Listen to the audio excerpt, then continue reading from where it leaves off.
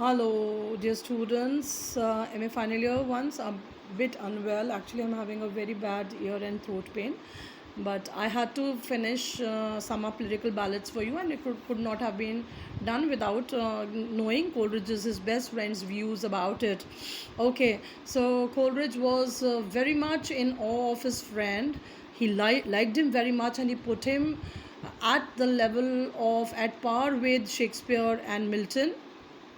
He was tremendously fond of his poetry, but he was a bit confused about the critical part of the lyrical ballads, in the sense that. Some points that he had mentioned about poetic diction, Coleridge wasn't very sure about whether he would want to support it or not. He really loved the things that he had said about poetry, that it has to be a union of deep feeling with profound thought. He really liked it, and it had to be guided by your heart and your mind. Okay, he was very much enthused about Wordsworth saying that it has to have a fine balance of truth in modifying the objects that you observe on a day-to-day basis. You create an ideal world around those simple forms of incidents and situations and forms that you see around yourself. You create an ideal world through your beautiful language, through the selection that you do. Okay, but then there was majorly a confusion in Coleridge's mind regarding poetic diction. Okay, and that was mainly that he used to say that the language should be the language of natural conversation of men, which means that he specifically used the word rustic people. Now Coleridge had his reservations regarding this, because he said that only a certain class of poetry could be like this one. Then he said nobody denies or doubts that the poetry should be as close to mother nature, as close to nature, as organic, which means as true and original as it could be. Nobody denies or argues that, but to give it the term of rustic language was a bit too much for Coleridge. Actually, he was not very sure about it. He was not very sure how much it is practicable. Okay, and then the rustic language of the rustics, there is a difference. There is always a difference of the mode of comprehension, the way the rustics comprehend something and the way an educated person can comprehend something. There is always a difference, and you will agree with me that we would always be influenced by the language, the selection, and the use of mind and thought that a rustic would make in his language, and that an educated man would make in his language. Okay, and then the contradiction, he said that it should be a language of the rustics. Then he talks about the selection of the language. So if it is rustic language, pure original language, then acquire it as it is. Why make a selection? When you make a selection, then you're modifying it, then you are actually using it to your own purpose, then you're probably refining it also. So that was the contradiction.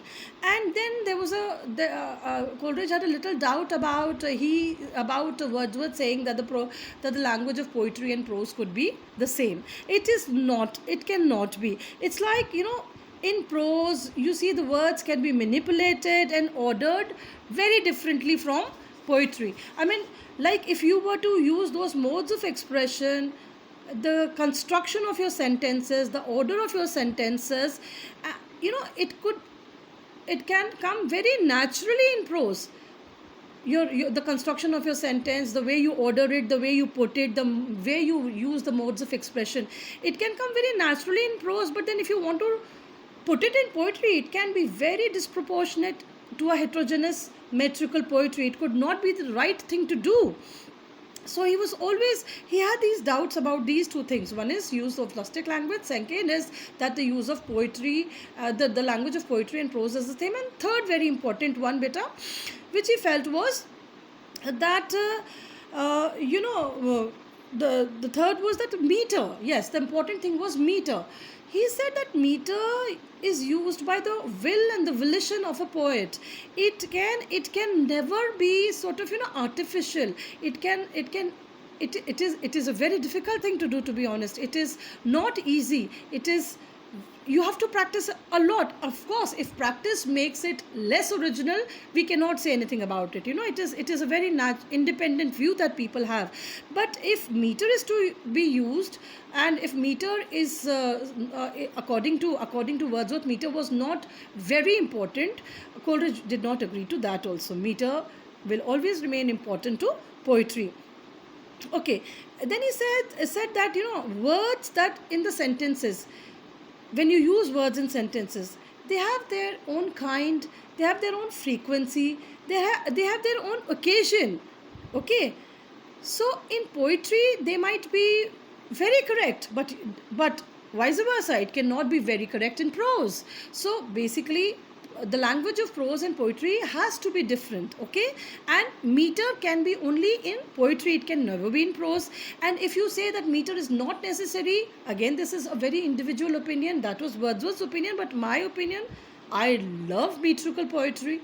I find it very exhilarating, very, very, sort of emancipating. I love meter. However much you work hard on meter, however much it becomes, goes far away from original language, I don't mind. I like meter myself personally, but his views were different. As I told you, the construction of a sentence, the what you choose, the frequency, the occasion of poetry, what the subject you have chosen, will always be different in prose and poetry. The subject can be same though, but the language that you use will definitely be very different. Okay. And okay, to sum up, what can we say? We can say this: Coleridge was extremely happy with all the poems which were written towards lyrical ballads, but he had his own doubts regarding the language or the poetic diction part of it. Whatever Wordsworth had said about it, Coleridge did not quite agree with it. He questioned it, but at the end he says that,